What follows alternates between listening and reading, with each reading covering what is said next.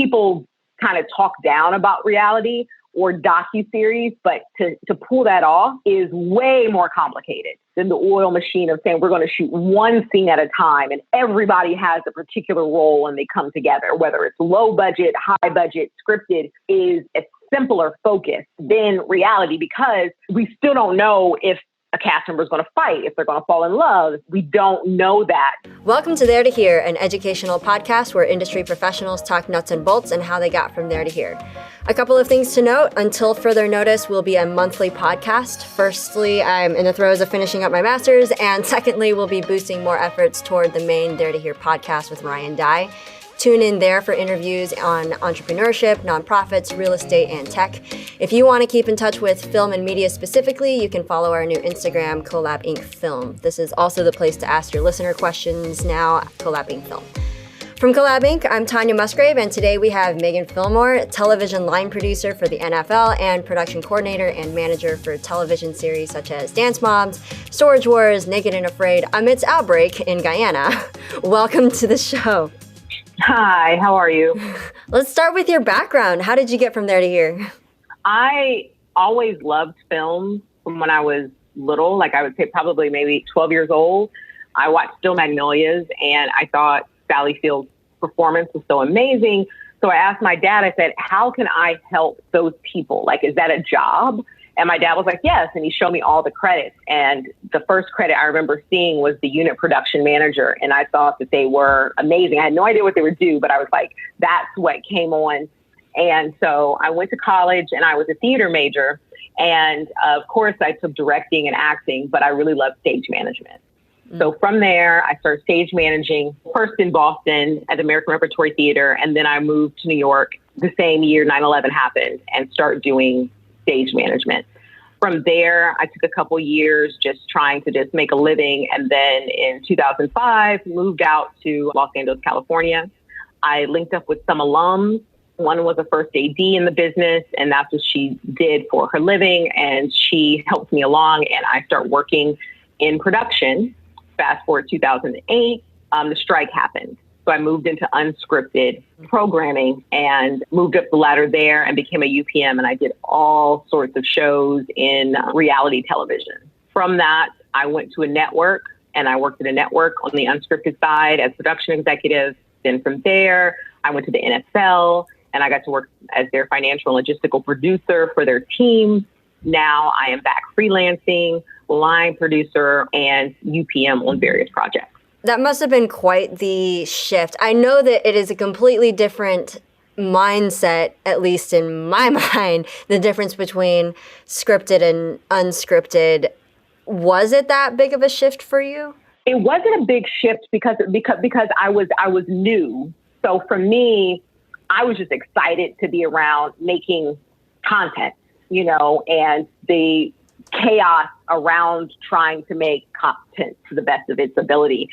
I noticed, though, once I went to reality people have to do way more job than you do in the union. Interesting. Or scripted. Like, for instance, I'm planning a COVID plan for an MTV show right now. And when I'm trying to explain to my COVID compliance officers that we're going to be shooting 24 hours a day, that it's a different setup than a scripted project where you'll have to worry about the art department who's prepping the day before or a couple of days before, and then you're shooting one constant set, where in reality, if we want a resort, which we're trying to get a resort that's like a bubble for this show, but there could be 6 different shoots going on at the same time. Oh, wow. So So it's not the same.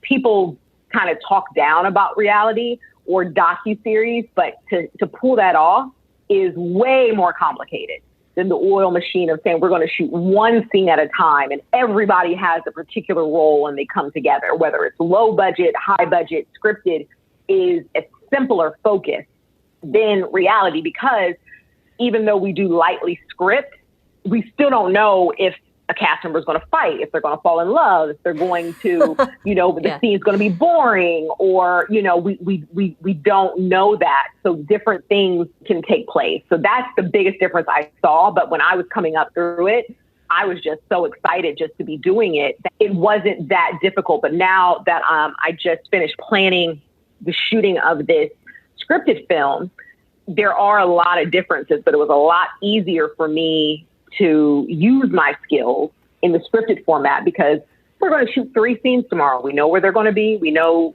all those things. So. It's a breeze. It's a breeze compared to like, oh, wait, you guys know exactly where your actors are going to stand. How convenient for you. So you said like production coordinator, production manager. For our listeners, what is the actual difference? Well, the UPM is the first person below the line who, once a budget is established, comes in, hires all those bodies, makes sure things are safe, and really is the person that lays the groundwork to make the show move. So basically, the production manager is the person who informs that call sheet, depending on if you're scripted or non-scripted and how many assistant directors you have, to execute what's on the page within a budget that can make it possible. That is what it is. So basically, you have a writer, they have an idea, then you have a producer. The producer buys that idea.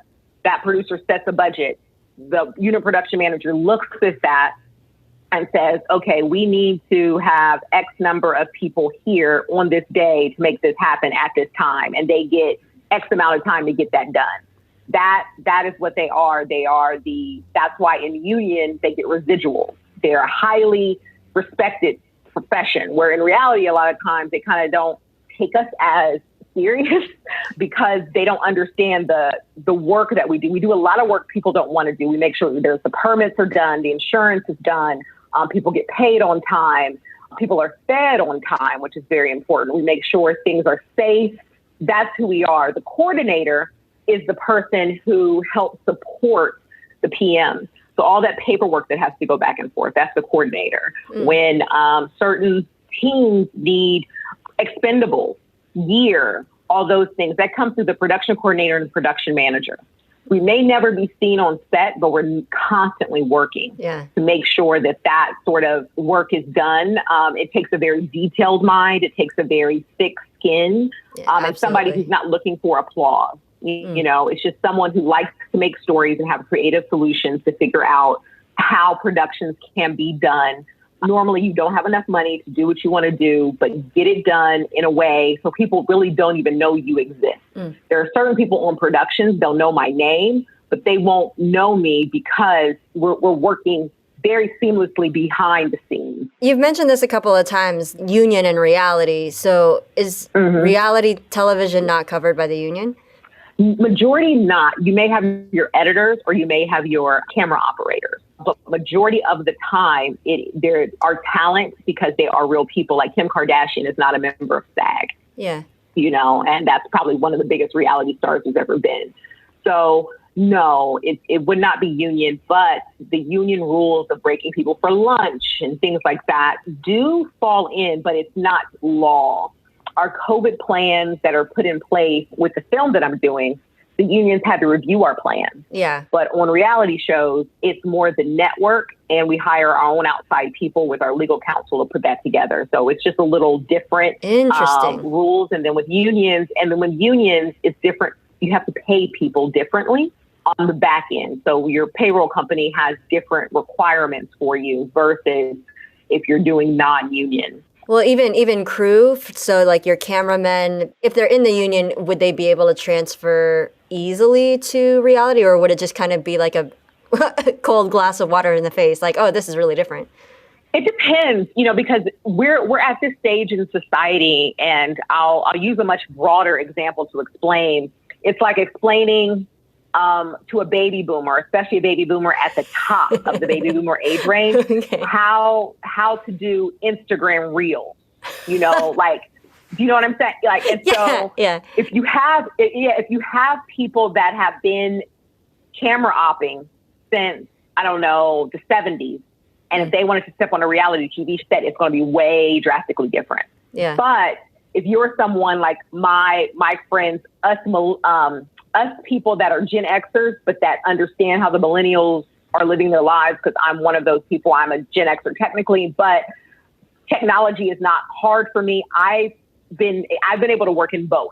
scripted and unscripted, union and non-union, and being able to meld. So that learning curve is on the individual. Like, for instance, there's Movie Magic is a program, especially budgeting, that is used a lot. Yeah. They recently, at the beginning of the pandemic, beginning of March, released their brand new version, which is so user-friendly. It's like the difference between an Android phone and an Apple phone. But the Apple phone version, the new version, comes out formatted totally different. My bosses can't handle the new format. And so I have to take it into the archaic system and change it for them. So that's how it is. Not saying that reality is, the archaic. It's more of certain people who've been doing these jobs for a long time. It's harder, like at NFL Network, none of the people are crew because the NFL doesn't do unions. NFL just doesn't do it, but they are very accustomed to their breaks, their time, their benefits. And it just, for me, it was a hard adjustment because I had adjusted 10-hour days versus 12 hours, which I'm used to in television and film.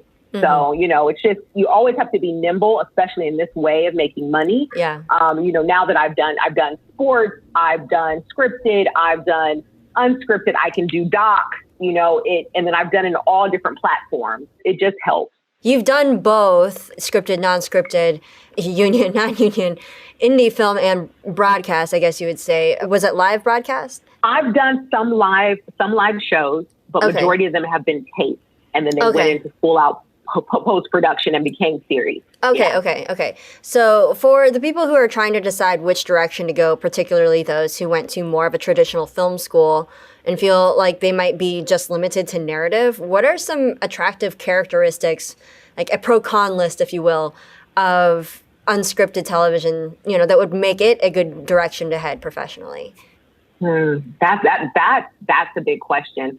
I think that people should find out what they want to do by just going on set, being a production assistant, and seeing, like, unless in your heart of hearts, you want to be the person that's around to make a Super Bowl show, which was one of the most amazing things I've ever seen come together. Yeah. That I knew if I would stay at the NFL, that would be something I would want to move into, because that was very enthralling, especially me having a theater background and all of that. Yeah. And there are some people that have that joy. Like a lot of my coworkers in the NFL, they love sports and they love making, and that's one thing. So if you know that that's your passion, that's great.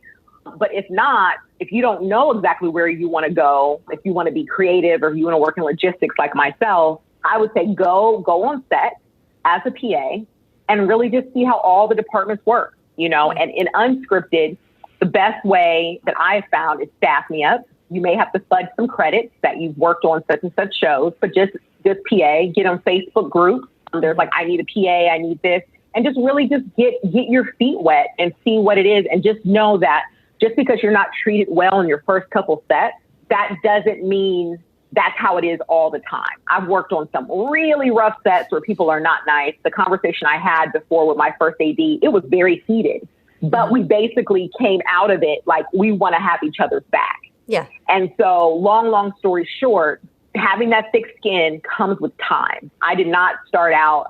There's a song by Sade where she says, I came in like a lamb and I want to leave like a lion. That is what has happened to me. I was a very sensitive person, but now I can stand my ground and I can speak my mind. I can listen to what someone else says because I don't have that big of an ego, and then I can go forward. And I think by being a PA on set and reaching out through staffing up or Facebook groups, just saying you're available, reaching out, and then also realizing, because I do deal with some young people who think they should come in and automatically be running set. Don't have that attitude. There are people in this business who are 40-year-old PAs because they want to change their lives. And those people, I've seen those people be 40-year-old PAs and then go off and produce a great film themselves later, because that's the best way you see it. You see it in action on set happening, and just talking to people, because once somebody knows you have the belly to work these long hours, to adjust to, whatever happens, to have a thick skin, they'll continue to hire you.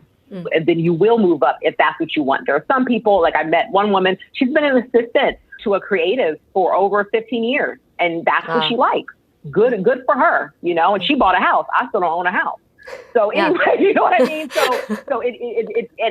And she learned early on, she wanted to assist the big creative in television. She likes being around it, but that's what she does, and she's happy in it. Or me, on the other hand, I love making my money logistically, but I eventually want to move into creative producing my own projects, which I'm slowly in that mood for. So one of the things that I want to hear about is the Super Bowl.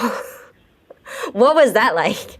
It was fantastic because, I've only seen the Super Bowl at home, but I got to see the Super Bowl in Miami this year. I got to see it. And the greatest thing was what happened when the teams left the field, how fast the teams left the field at halftime till you saw Shakira on stage. I was in a suite because I worked on the influencer marketing team. So we had a lot of influencers in our suite. So when that happened, I moved down. And what I noticed was less than a minute, security had the teams off the field. It's like an army descended onto the field, bringing 4 quadrants on, like holding 4 quadrants.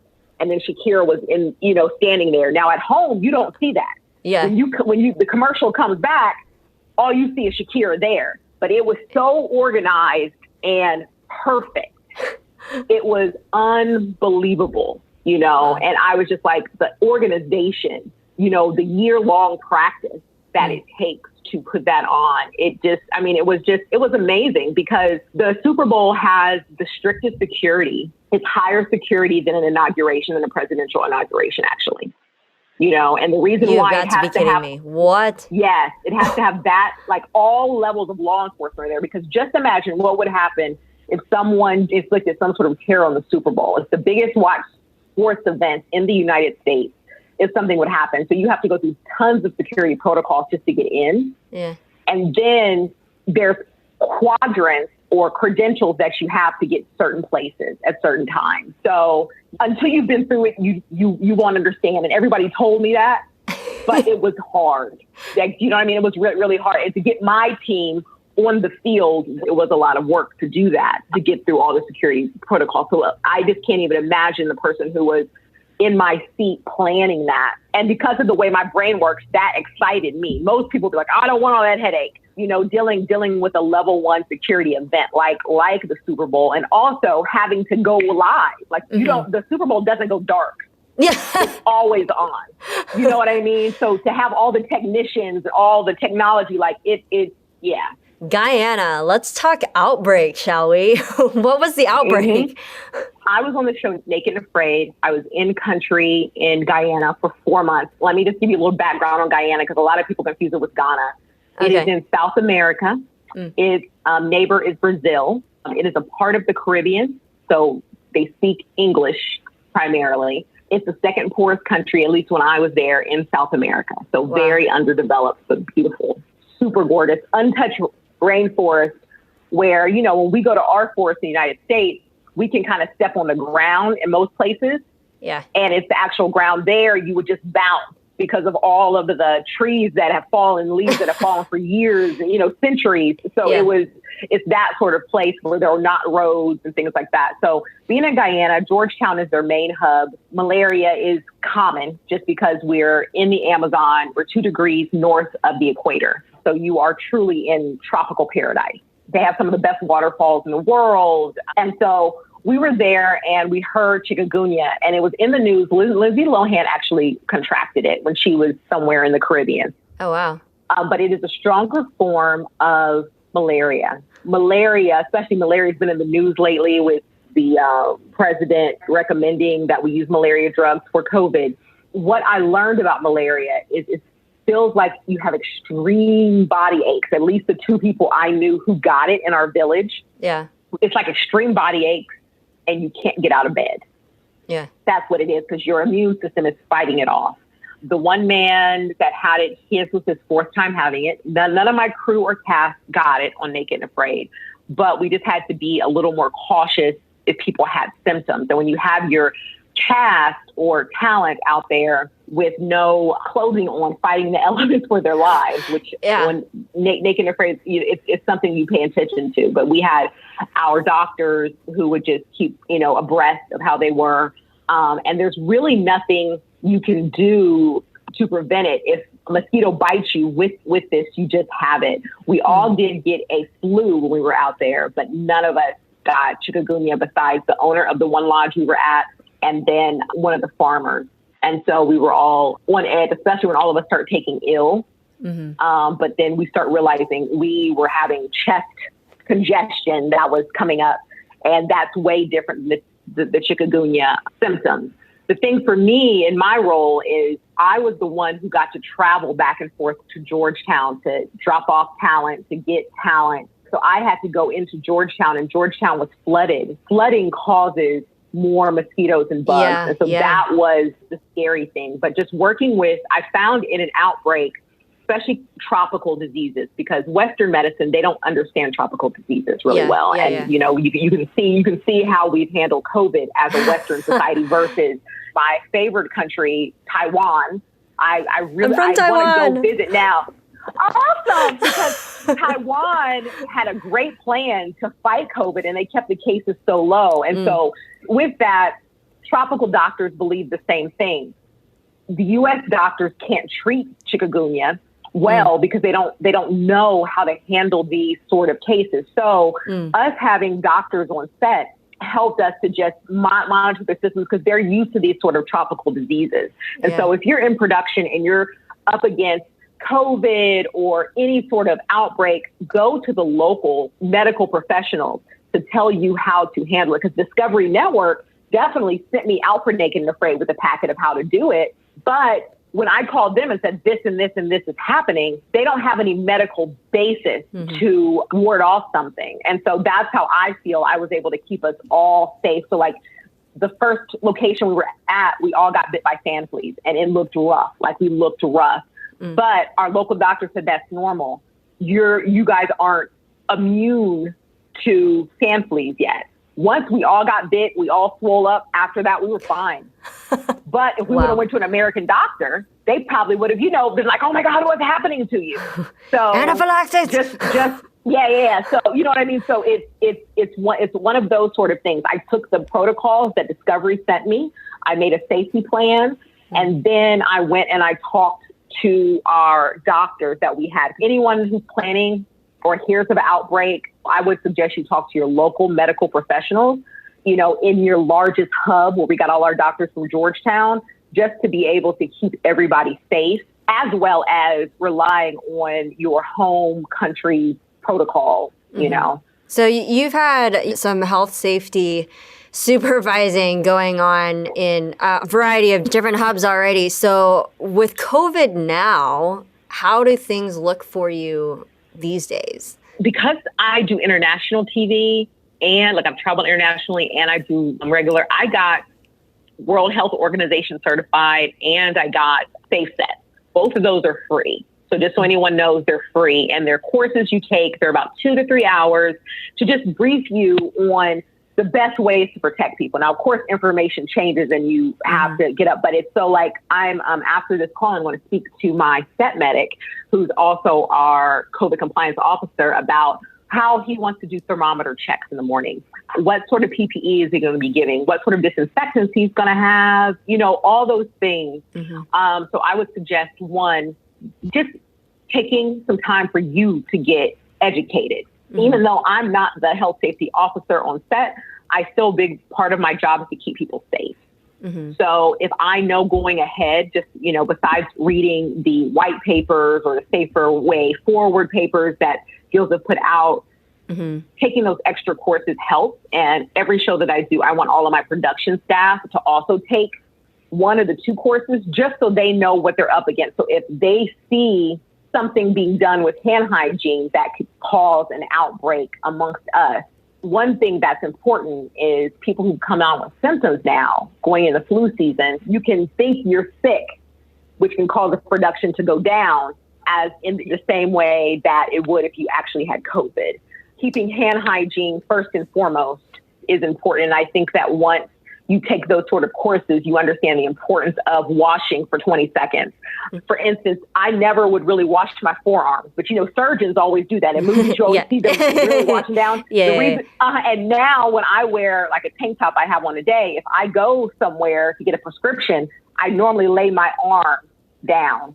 Oh my word, yeah. And so, that's so all true. of that, you know what I mean? We're testing for sure. We get our results, but then hand hygiene as we go along, just because someone can get gas on the way to set, run into someone that could then pass it on to us. And so to just keep us all safe, just keeping hand hygiene first and foremost in people's minds is definitely important. Because after like your 2 or 3 days, you come to set, you're kind of used to it. People fall back into old habits. But no, noses need to be covered, you know, at all time, you know, unless you're a cast member that can take it down, or unless you're in an enclosed office space where it's just you.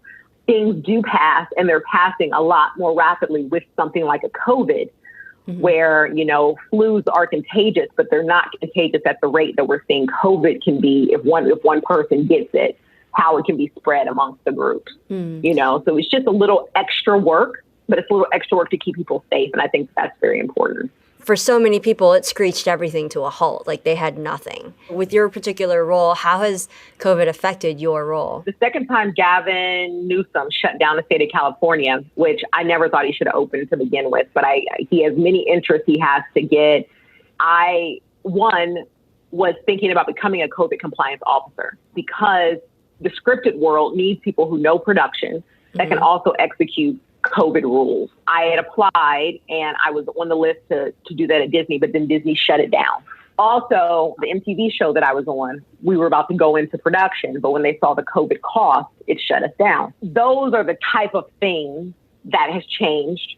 The other thing is a lot of my work that I would do to press, I have added work. Like, for instance, today there's a call sheet that needs to go out. The call sheet, I didn't have a list of everyone who was tested. I'm not going to worry about who's on the call sheet until I know who's tested, because those are the people who can be on my set. Yeah. That's a different way of working for me, where typically everybody we've hired is on set, no problem. And then you also have to have pre-planning. So we have to know beforehand who's coming on the set that's tested and yada, yada, yada. Are the sets that you're part of now, are they fairly low budget? Are they the ones that have been able to kind of eke through? Are they indie? Are they? Have you seen kind of a trend of what kind of sets are actually like able to carry forward? The film is indie, but the television show, the 2 television shows I've been a part of since it started, are larger budgets backed by major networks. But none of them are the large studio pictures or the large television shows. Those are far and few between coming back, especially in Los Angeles, just because if it's not a quarantine or isolated show where nobody is going home, it's so hard to keep everybody safe. You know, it's like the first week in the NFL, they've had more cases in their first week than the NBA had, because the NBA, they're not leaving, but the NBA is. So it's that same mentality that in LA, they don't really want us to shoot because it's so hard. But something that I can create a bubble and say, hey, we're going to go up to Oregon and shoot like this. The network is saying, I think I'll do that. I was helping with the PPE kits for one of my girlfriends doing a show in Croatia. So basically they sent all the PPE to me. I made the kits and I mailed it out to cast and producers as they would start to hit. But her in production had to go they actually went 21 days before to Croatia to get everything set and safe for everyone. But that's backed by a big network, and it's not in Los Angeles either. Interesting. Are you finding that international places might be the way to go for some crew members who can't find work here? No, I don't know, because many countries don't want us. Oh, that's true. They don't. I had a line producer friend of mine who couldn't even fly through Germany. Germany stopped him and said, you must go back to England. And then he had to catch flights out. So that's difficult.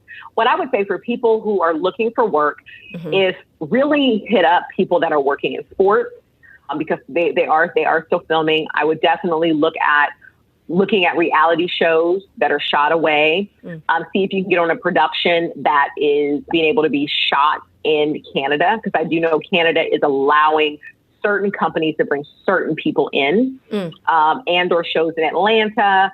It's far and few between out there, but in LA County, it is difficult. And if that's the case, you have to figure out how you can help. Like normally, I wouldn't be the person to send PPE kits out, but I didn't have money.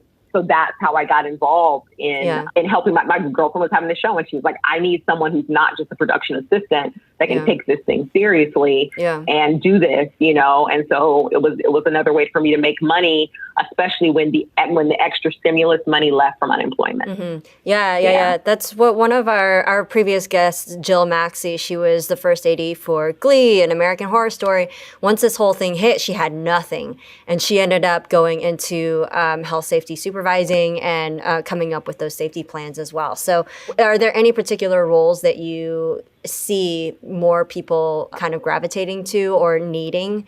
I definitely think COVID PAs or sanitation staff are something that people need more of. You definitely need a company that you can trust. You definitely need a safety company that can work with you to build your plan. I know work care worked well for my girlfriend in Croatia. Helped them turn around testing and set it up pretty well. That's the only one that I suggest at this moment because the others, I'm still filling them out. But there are some out there. And then if you work with a network or you're part of a union, they also have recommended lists as well. But work care is the one that my girlfriend has liked the most. Gotcha. Nice. And I have a meeting with them tomorrow for one of my shows. All right. Last question. What question should I have asked you? I don't even know.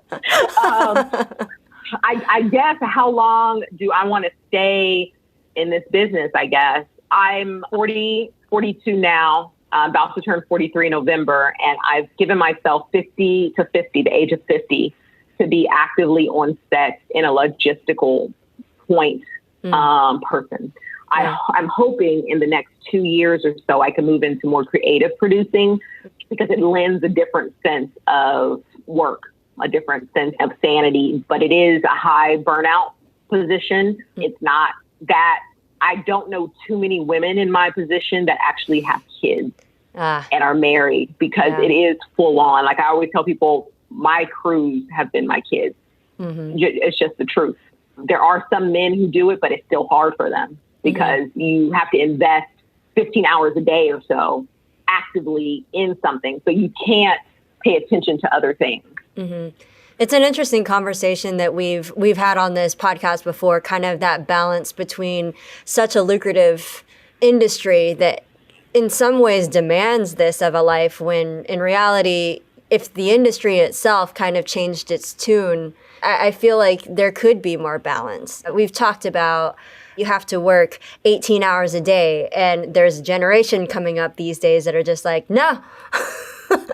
No, we want to have a family. We want to do this. We want to be able to have a home. It's a very, very interesting time right now coming up with a new generation of crew members who aren't sinking their life into that. Anyway, I wanted to thank you for taking the time to talk to us today. Well, thank you very much. I enjoy myself. I normally am not the person who talks about things. Most people don't want to know what I do for a living. So I'm glad I got to be a part. Thank you for joining us. If you enjoyed this interview, follow us right here and check out more episodes at media.collabinc.org. If you have comments or know someone who would be a great guest on our show, send in your suggestions to Tanya at collabinc.org. Be well and God bless. We'll see you next time on There to Hear.